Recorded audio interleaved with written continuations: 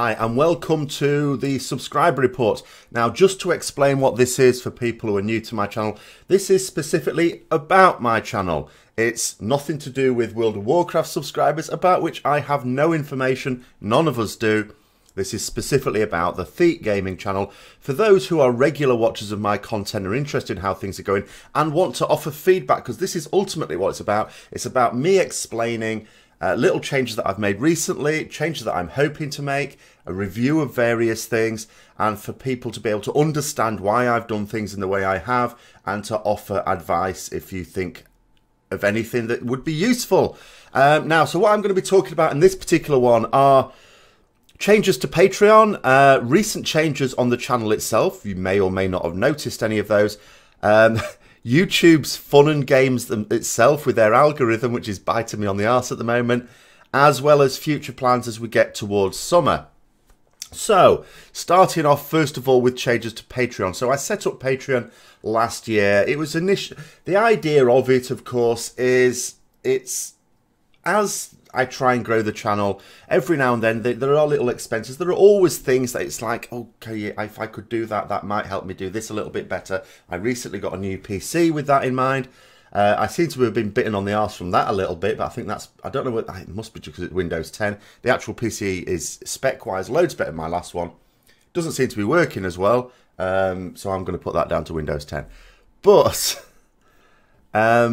But there are always little things that I want to try to improve the channel, to improve the content, or to make it more efficient so that I can do more. I had a comment recently about, oh my God, you must be knackered doing all these videos all of a sudden, school's not out yet. I mean, this is presumably someone who's followed me for a while and knows that as a teacher, there are certain times of the year when I have more time to do content, and then during term time, not so much. At the time, it's the not so much, but a lot of the content, I'll go through some of the content I've been doing a bit later, some of it takes a long time. I mean, all content takes a certain amount of time. This will take a certain amount of time, and I'm just waffling. Well, hopefully trying to keep on track a little bit. And I'll just, you know, edit it and render it later. It won't take as long as some videos.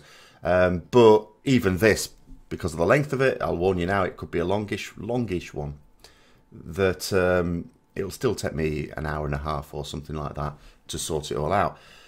Some videos take a lot longer. The top 10 spoof WoW videos that I did pretty much took me all of Friday evening to do. So yeah, some of them take a long time, but some of them don't take that long. And quite a lot of the videos I've been doing recently haven't actually taken as long as you might think to deal with. But yeah. The other thing is with Patreon, yeah. So it's there to try and help fund some of the things that I would like to be able to get. Now, so far, it's, you know, there's some people who've been very generous on it, a little too generous maybe in a couple of cases.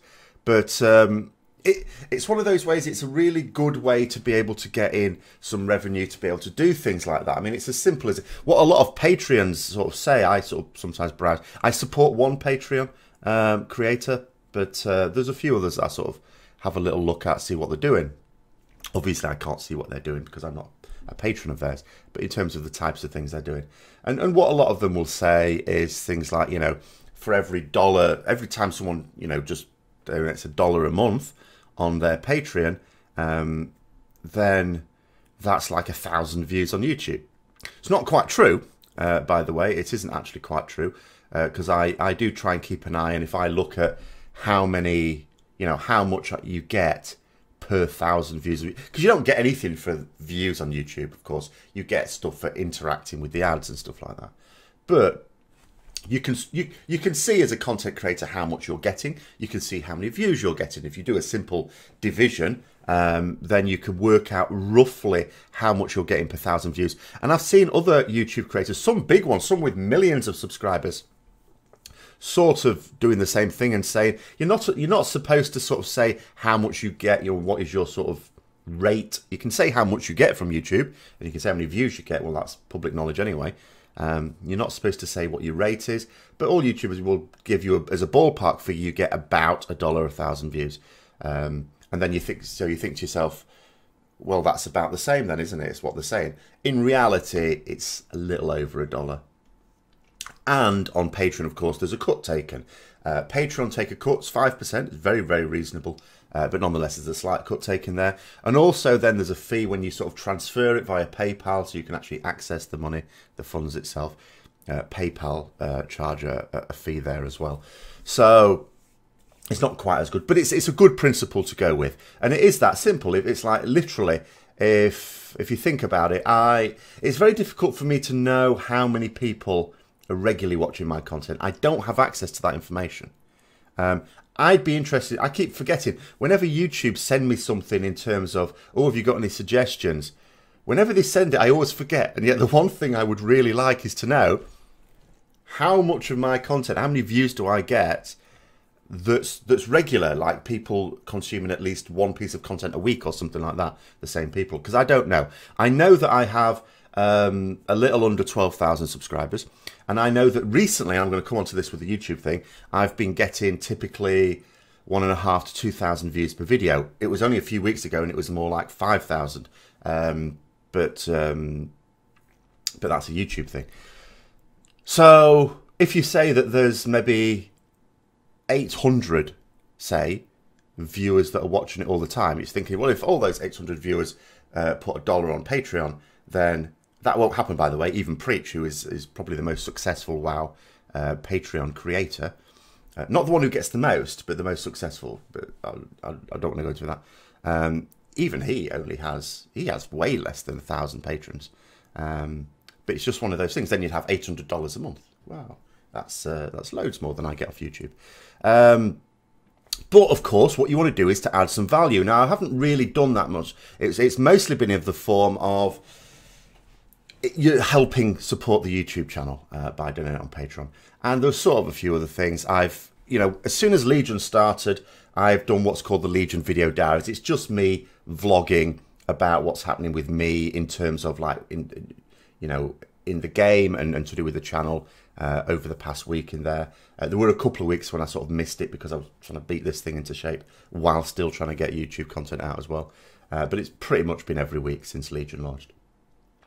And that's the only Patreon-specific content I put out, and that's just me vlogging. And so what I've done with one of my patrons, we're sort of discussing, what sort of value we can give to patrons, because, we need to have some... It's one of these things, just like a lot of WoW Patreon creators, I don't want to put stuff behind a paywall. I don't want to create content exclusively for Patreon. But at the same time, if people are going to donate, and some people aren't very generous, then we want to say, well, there needs to be some value for you. Even if those people are just happy to be donating to support the channel, it's, we want to offer some value. And it's a case of thinking about that. So I've sort of entered a phase 2 and I've sort of changed something a little bit with a view to potentially changing something still in summer, for which I want ideas. So here's the way it works at the moment. So you can sort of donate what you want on it, but there are different thresholds. So what I've said is like the standard one is $1 per month pledged.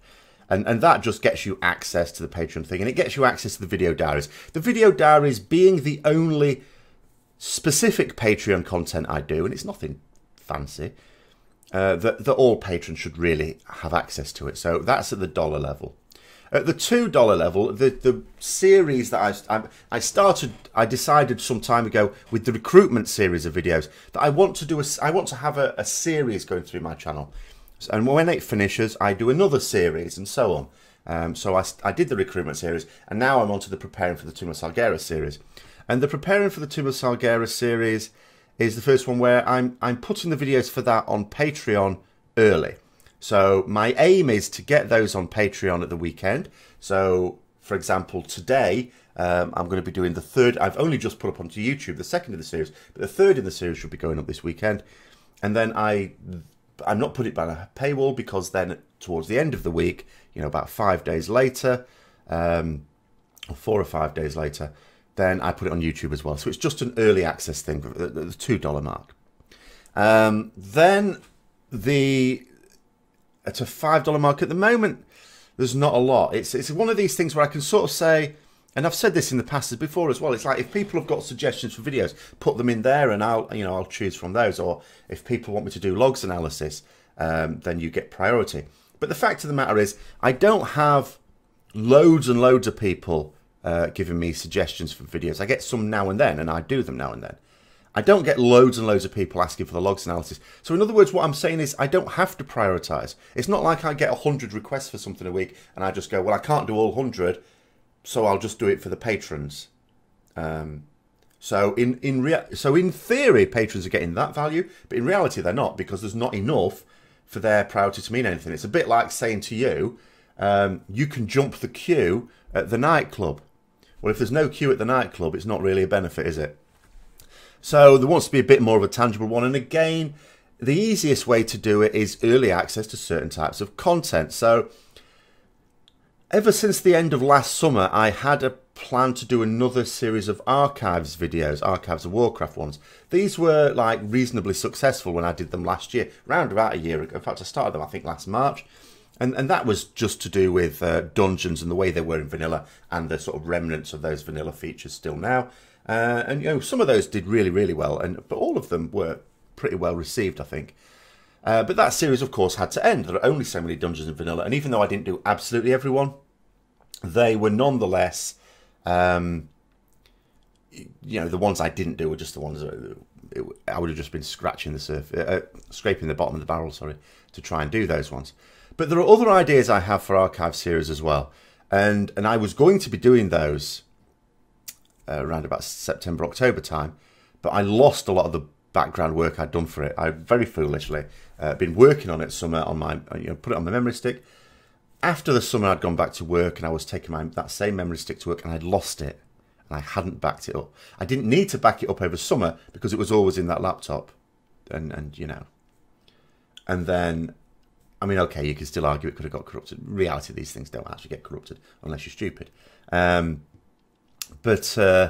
Yeah, so I didn't back it up and I just lost so much work. And I haven't had time since to do it. So this summer, of course, I will have time again. So that's going to be one of my projects, because that's what happens. Summer, I get about 6 weeks off.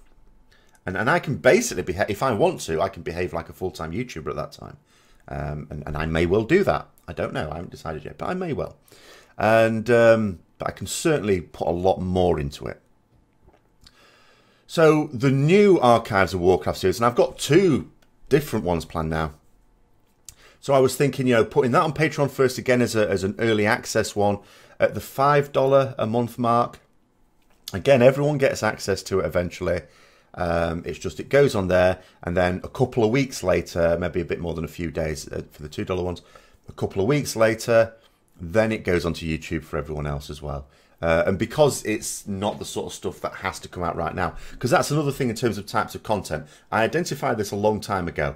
I sort of split YouTube type content into 3 types in terms of when it has to be brought out. There's what I call hot topic. This is stuff where it's of the now. It's like, you're going to do this video now or not at all. There's no point even waiting a week, because then, it's not as because it's a topical thing. It's something that you have to bring out right there and then. Then there's sort of like, for want of a better name, just called timely topics. These are ones where you can delay it a little bit, but you've still got a window of opportunity to use it. And if you miss that window, again, there's still no point in bringing it out. So, for example, if I was to do something, I'll give you an example of the real hot topic one I did. So when I've done a video on, in fact, my most successful video, and it's a recent one as well, was the things to do on the first day that patch 7.2 came out. That I brought out just before patch 7.2 came out. That's the time it had to come out. I couldn't bring it out significantly earlier because things keep changing on the PTR. I couldn't have brought it out even a few days later, because then patch 7.2 is out. It's like, oh, things to do on the first day of patch 7.2, and I bring it out 2 days after it's come out. It's a bit stupid, isn't it? So it had to come out in a very narrow window. Now, if, let's say, I wanted to do some videos on what's coming in 7.2.5, I have a bit more scope there. I could do a video on something that's coming in that patch today, or I could bring out the same video next week, and it'll still be fine, because patch 7.2 is still not here yet. But there's still a window of opportunity. There's no point in me bringing that out, say, when 7.2.5 launches, because then it's live. It's no longer on the PTR.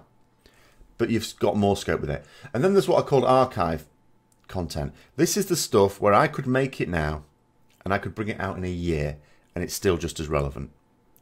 And that's the sort of thing I'm thinking of for this the $5 marker. The archives, my archives of Warcraft series are literal things, which are things to do with the game, often from the past, like nostalgia type things, that, you know, I could bring out, I could do now, I can plan now. Doesn't matter if I don't do the video for another month or 2 months or whatever. It'll still be relevant. So it also allows me the option of putting it, you know, taking time to make it, putting it on Patreon at a certain point, and then bringing it out onto YouTube 2 weeks later because it's still fine. Because it's, you know, the time doesn't matter that much. And that way, no, you know, you haven't got this content that's, you know, I'm not sort of saying, oh, there's this content on Patreon that you can't see on my YouTube channel, because you can. You just wait in a couple of weeks. But then, and there I'd be happy to leave it because, you know, even if like 100 people pitched in like $5 a month, and I'm not suggesting people do, that, you know, when you add it up each month, that surely would be enough to get the stuff that for the channel, no problem. But there are some people, small number of people, who are donating significantly more than that. And this is where the real suggestions want to come in. So what I really ought to do is to do one for a $10 and a $20. And it's not that I want people to donate that, but if they're going to anyway, you know, I feel bad that there's no extra value there. So it's, again, it's ideas of what to do in that situation. And as I say, you know, when you look at other, like when you look at Preach, for example, because he is the model for with a Patreon account, and he says things like, you know, will you get top priority on all the messages I get in to answer back? Well, the thing is, I don't get a lot on Patreon itself. I get loads of messages on YouTube, but I don't obviously know who's a patron and who's not. I can only know that if you post something on the Patreon page itself. And I have to get better at that. I did actually miss one. Someone posted something in December. It's really bad of me, and I missed the comment. I didn't see it for ages. I do check it more regularly now, and also have a notification sent to me so I can see it. But at the moment, I don't have loads and loads. So again, it's like you're not getting any priority, because at the moment, if someone posts a message on Patreon, I can reply to all of them because I don't really get any. And I certainly don't get people asking for things that require a response, which again is, you know, so some value that doesn't detract from the YouTube channel, but nonetheless is tangible value, is something that I'm looking for. So any suggestions on that would be absolutely brilliant. So there we are for the Patreon thing. So on to the next one is actually sort of changes with the channel. And a couple of things. First of all, there's the Tuesday discussions, the live discussions, which I know technically is a Twitch thing, but, you know, Twitch for me is like a support for the YouTube channel directly. You know, I don't look at Twitch as being a platform in itself to expand in, at least not yet. Maybe I will in the future. But the Tuesday discussions, we've started these, and then they've changed already even after 2. And I'm sort of going to explain what they were and what they're going to be. So the idea was that each Tuesday I do, because what I've always said was that I'd like to get to a point, at some point, I'm not ready yet, to do a daily. Just like Preach did a daily at one point, he's stopped them now. So, you know, Balula did dailies. You know, so content creators usually go through well, not usually, that's 2 people, but have gone through a phase. But I really like that. The problem with YouTube is it's just me jabbering like I am now. There's no discussion.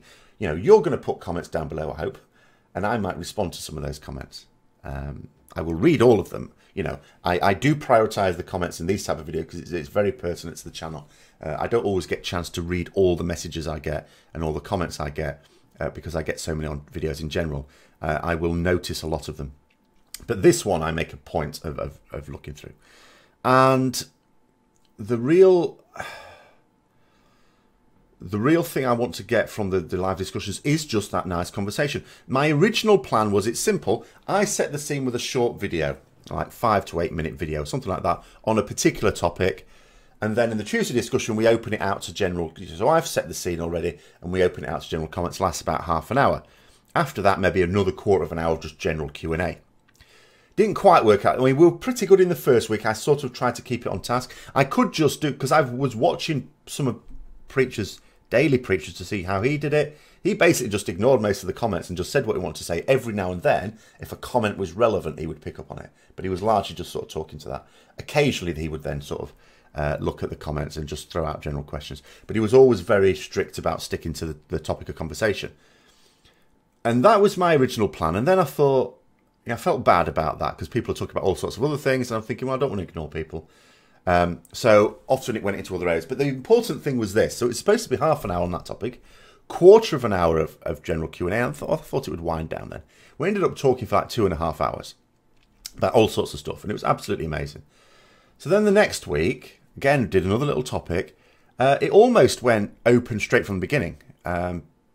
So now I'm thinking, well, I'm just going to have a Tuesday talk.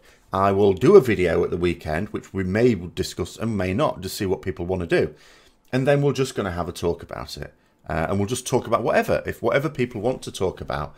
And if it goes beyond the 45-minute thing, if it goes to 2 hours again, that's fine. That's okay. I don't raid on Tuesday. I mean, at some point, if I did do it daily, then I'd have to be tight with time because there'll be raids and stuff like that to do. So that would have to be a much tighter 30 to 40 minutes. And it would probably have to be earlier in the evening as well. I mean, the reason why the time was chosen, I was discussing it with one of the patrons as well, in terms of suitable time, is we're unfortunately going to miss the American audience on that. That's unfortunate. Can't be helped when you do it during the week. But it's a suitable time for people who are not raiding. If you're raiding, obviously it's not a good time either. But if you're not, I sort of chose Tuesday because, well, I'm not raiding. And in Europe, it's a pretty good time. It's not too late and not too early for people in Europe in general. So, people can sort of go on there, which is 7 p.m. UK time. We're sort of quite far to the west, so most people's it's like an hour or two after that. So everyone's had a chance to have their dinner and things like that. And so that's working pretty well. The other thing is about doing some shorter videos. Now, I have had comments in the past about, you sometimes get the smartest comment. Like, when I want to talk about a topic, as you could probably tell now if this is the first one you're watching, I like to talk about it in some detail. And you can sometimes go off on a tangent before you come back again. It's a bit like being a stand-up comic. You just stand there and talk for like an hour and a half. This isn't going to last an hour and a half. Probably. But you get a lot of people that just go, too long, didn't read, or didn't watch, more appropriately. And they're just basically giving the impression, some of them very explicitly, this is too long, I'm not going to watch it. And you're like thinking, well, if I do it shorter, it's going to be a little bit more vacuous. It's going to be, there's not going to be the detail there. But there are some people who like shorter videos. And so what I'm trying to do is to make some shorter videos that are not pointless. I don't want to make any pointless short videos just for the sake of doing short videos, but some people just like to do short videos before they move on. And so I have tried to make a point of thinking of maybe there are some topics that I discuss where in reality I could split it up into several topics and do shorter videos in each one. So I'm actively trying to do a little bit of that at the moment. Maybe there'll be more of that in summer when I really sort of get time to plan them properly. Because the irony is, it sometimes takes longer to plan a shorter video. There was a French mathematician, and I cannot remember whether it was Pascal or Poisson. I think it might have been Pascal, who famously, I say famously, maybe in the world of mathematics and physics he was famous, wrote a letter to a friend. And this is like, was it 18th century France? 18th century France. And he wrote a letter to his friend in French, but I don't speak French. So the translation was, I'm sorry this letter is so long. I didn't have time to make it shorter. And that's how it is with videos as well. It's like, it's like when you write an essay, isn't it? You write an essay and it's way over the word count that you're allowed. So then you have to take time shortening it down, refining it, cutting out all the waffle. Video is the same sort of thing. To make a really short one, but relevant and valid, can take longer. Because you've got to plan what you're going to say and you have to work out how to say things in a much more efficient way, more concise. And so, yeah, the more of those presumably will come up in summer. At the moment, I try and do one at the weekend or something like that. Which brings me on to YouTube. Now, I was panicking a little bit quite recently. I've had really weird 2017 with the channel. After last summer, if I take you back to last summer, it was like last May and June were also terrible. Absolutely dreadful. And I put that down to the fact I wasn't able to spend as much time growing the channel because of work. It was really heavy and didn't have as much time. But then as soon as I had summer off into July, went shot up because I was able to put more time into the content. There were also other factors potentially coming into it as well. And especially August really went up. And again, you can argue, well, in the build up to Legion coming out, and I'm doing a lot of, you know, what's coming up in Legion content, that helps it as well. So there were lots of things. It's not as simple as me saying, well, it's clearly down to the fact that I had more time to spend on it over summer. I may have expected a surge anyway, just because Legion was coming out and I had content about what's coming in Legion. But what was really good was the fact that I thought there'd then be a dip, because come September, not only would I be back at work, September is the busiest month for me at work. And we had a situation where September was going to be the busiest month of the year for me as a teacher. But also, I'm full into gearing up 2 characters for split raids and into the raid and all the rest of it. I thought, I'm going to really struggle to keep up with the content on the channel here. But the channel continued to grow, and it continued to grow into October and then into November, and November was the best month. Then a bit of a dip in December. That's expected, just like you get a lot of people leaving the game in December, like not permanent necessarily, but just for Christmas type things.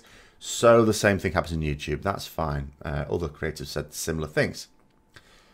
But then I was hoping it'd pick up again in January, and it sort of did and then didn't, and then February really bottomed out, and then March was looking very, very bleak as well. And then all of a sudden, lo and behold, what? 7.2 comes out. I'm doing a few bits of content that are really taking off. Whack, surges up massively. It's like, wow, need to try and maintain this.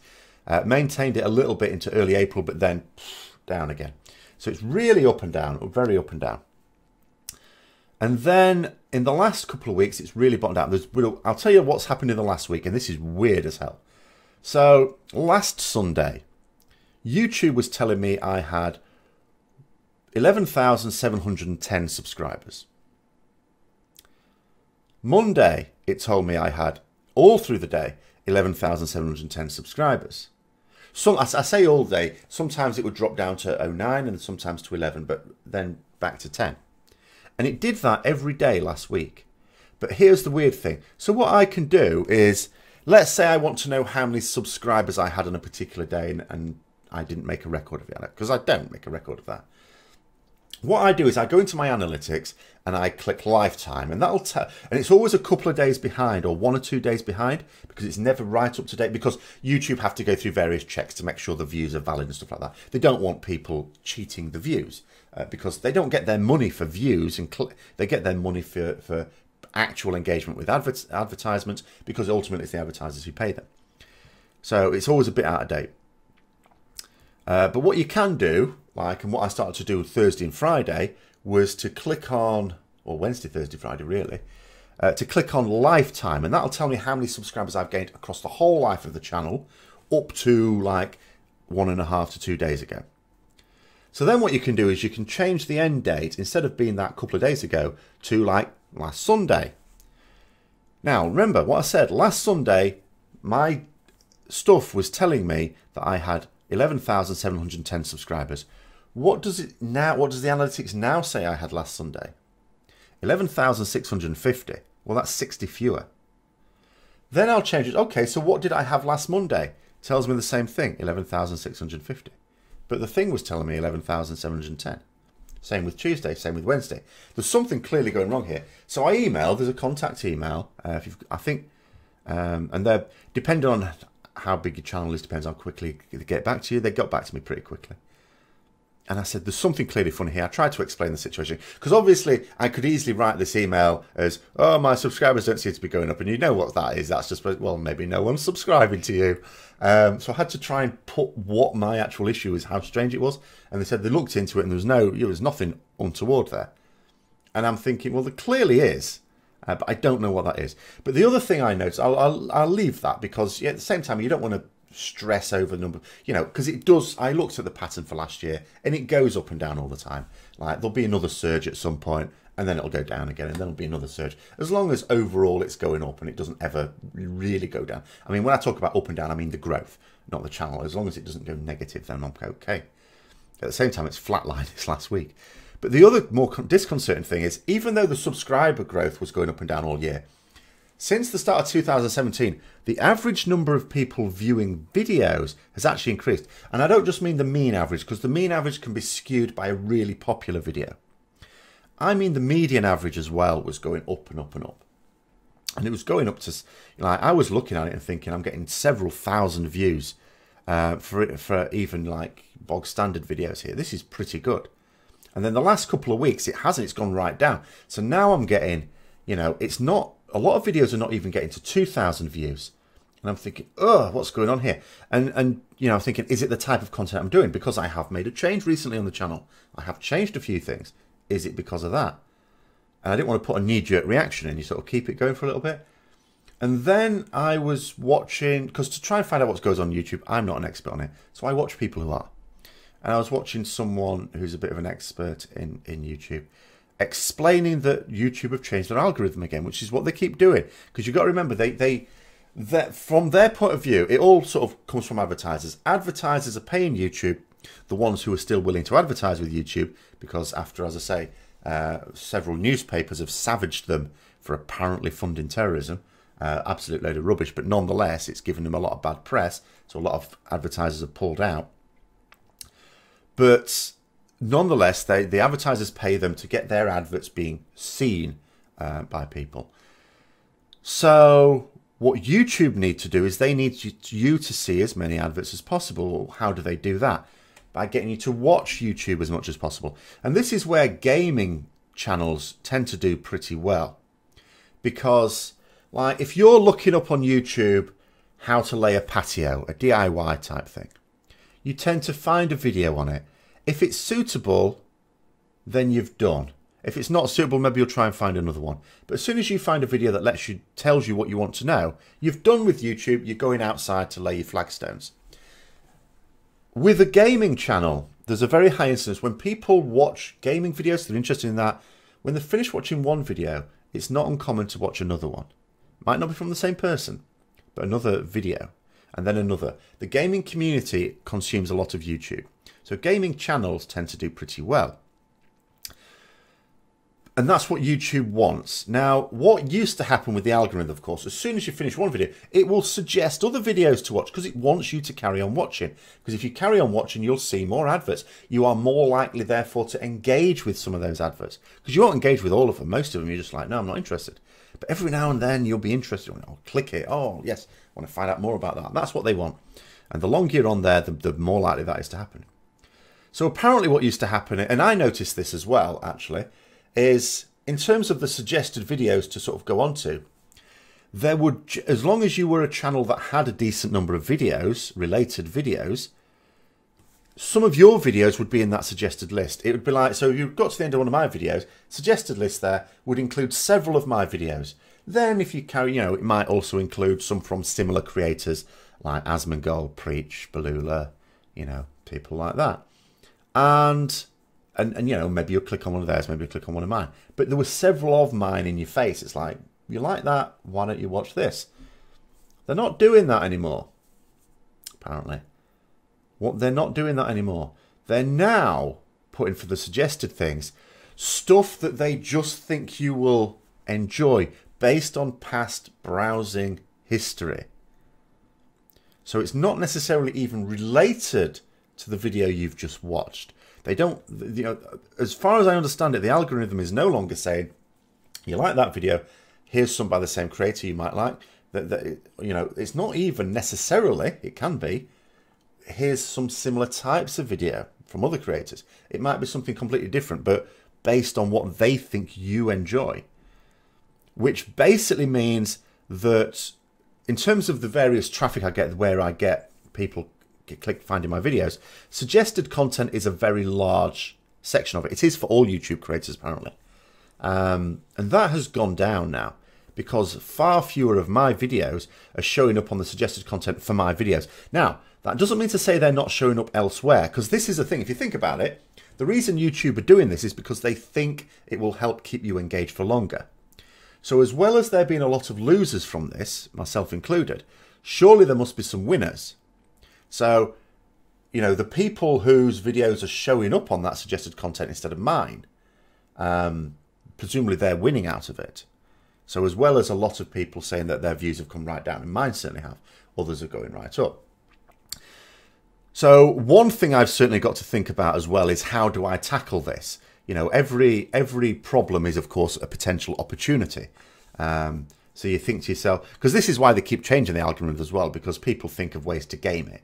And obviously that's no good, because gaming it inherently means that you're subverting it. You're not doing what YouTube wants to do and keeping people engaged. So yeah, that is an issue and something I will need to think about. But the thing is, I don't know enough about it. I don't know what's happening. Is it that the suggested content that's appearing there just happens to be the more popular stuff? In other words, are the people who are gaining out of it the bigger YouTubers who will, because like, look at my content. You might watch a video that I've done something and it's got like 2,000 views. Well, why don't you watch this one that's got 40,000 views? So it might be the bigger YouTubers that are getting the benefit there. But I don't know. Maybe it's not. I really don't know enough about it. So there's, YouTube's new algorithm toying with me as well. And obviously, because views are tied to new subscribers as well, the more people who watch my content that haven't seen it before, the more chance they are of subscribing. Because there was a really strong correlation last year. The correlation is not as strong this year, but it is generally still true to say, when I plot per month number of views and subscriber growth, they still tally pretty well. And it's obvious enough, isn't it? So when your views are going down, obviously subscriber growth is going down as well. So that's something to tackle as well. And in terms of future plans, as I say, now this is again a big area of feedback required. So where we are at the moment is mid-May. So I'm still hard at work getting students through their assessments. The reality of the situation is I've got 2 more weeks, then I have a week off. Now, in a 1 week off, I don't necessarily have lots of time, because I will have to spend some of that time still planning stuff for work, because, crucial time for the students, getting ready for exams and other forms of assessment and stuff like that. Obviously, that's my prime concern.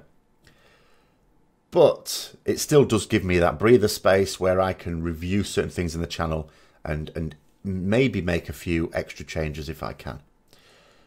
Then after that, basically, come the 2nd week of July, I have that 6-week period off.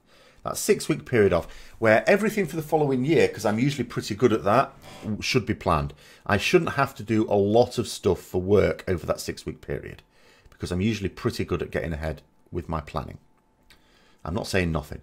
So I basically can treat it like 6 weeks off, and I could actually live potentially as a full-time YouTuber. If needs be. I mean, there's other things I will want to do as well, but I could potentially do that. And what I will want is some projects to do, some things to do with the channel. As I say, one of the main things will be actually actively building that Patreon, getting myself into a nice little situation where you've got that early access content coming in on a regular basis, at least once a month. With the series stuff, the aim for that is once a week. With the other stuff, maybe twice a month, something like that, once a fortnight with the archive stuff. But then, are there any other things about the channel that would help? Because what I really need to do, ultimately what has to happen is if YouTube are not going to help me, and you can't rely on YouTube helping you out with the suggested content, that means the videos need to be brought to the attention of people some other way. And it's not, again, another thing you notice is when you get videos doing really well, what do you also notice going up? The shares. And it's ultimately people like you who are sharing it with others, which is why I always ask for a share at the end of it as well. That's actually more important than a like and a comment, if truth be told. Likes and comments are nice as well. But, because that's not straightforward. You can't obviously just spam your stuff on a forum all the time, because you'll just put people's backs up, if not even get banned. But you'll certainly put people's backs up. So it's not as simple as going, well, there's loads of WoW forums, just sort of post them on there. Because sometimes it's suitable to do that. Sometimes you sort of feel. And sometimes it works and sometimes it doesn't. But you can't do it on a regular basis. So another way, I suppose, is trying to expand other platforms, that maybe people come into one platform and then follow your content on another platform. That's also possible. And we may come down if it grows over summer, I'm going to say if here because I want the channel to grow much more before I do this. I may actually go back to a past suggestion where I separate out my Twitter. As people will have noticed, my Twitter is my Twitter. It's got a lot of World of Warcraft stuff on it, focus there, but it's not a World of Warcraft Twitter account. It's my account, and it has, like, you know, political retweets and stuff like that on it as well, personal stuff. And I may actually separate those out and do one purely for World of Warcraft, maybe even a face, but I may actually expand the social media side of it. But again, it would only work if I can attract people through that other social media and then onto YouTube. There's no point in getting people to migrate from YouTube to the other social media because the YouTube is, for me, the main thing, the main hub. But anyway, thanks for watching so far. If you've got to the end, well done. Thanks for watching at all. If you have any suggestions whatsoever, put them down. I have acted on a lot of suggestions in the past. I really have. I don't act on all of them because ultimately I need to agree. If I agree, if you put a case forward, then I'll do it. If I don't worry about it. The next suggestion I might still go with. All right. So I have to decide what's realistic for me, what's suitable for me, and whether I am convinced that it will really be a good thing for the channel as well. But thanks very much for watching. Until next time, I'll see you later.